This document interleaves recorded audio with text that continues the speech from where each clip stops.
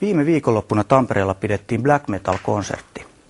Samainen sessio oli tarkoitus järjestää myös Helsingissä ja Porissa, mutta nämä konsertit kuitenkin peruttiin natsismiepäilyn takia. Lähetimme Tampereelle toimittajamme Boris Salomonin. Konsertin järjestäjä kieltäytyi haastattelusta.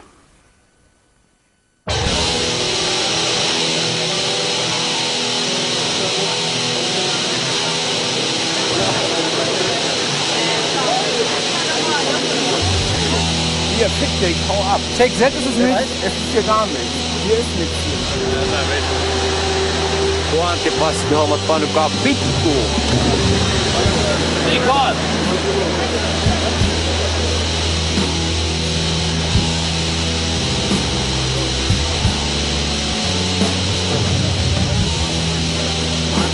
Nice city, Tampere.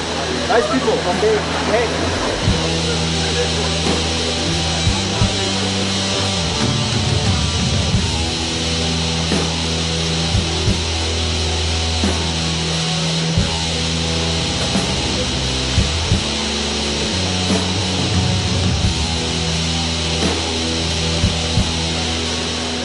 Konsertin järjestäjät eivät päästäneet A-studion kuvausryhmää sisään.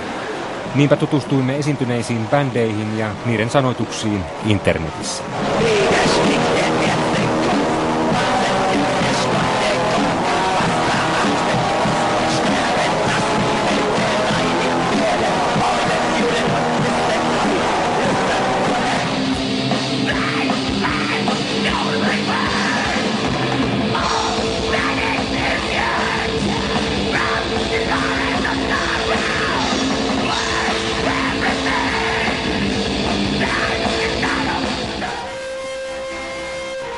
Mutta yllätys, yllätys.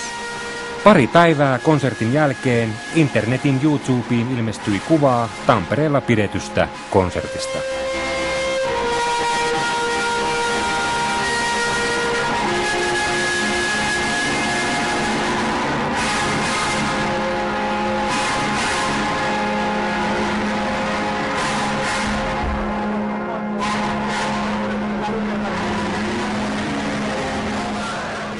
Konsertin järjestäjä totesi, että mitäs tässä, järjestetään hän äärioikeistolaisia skinhead-konserttejakin miltei kuukausittain.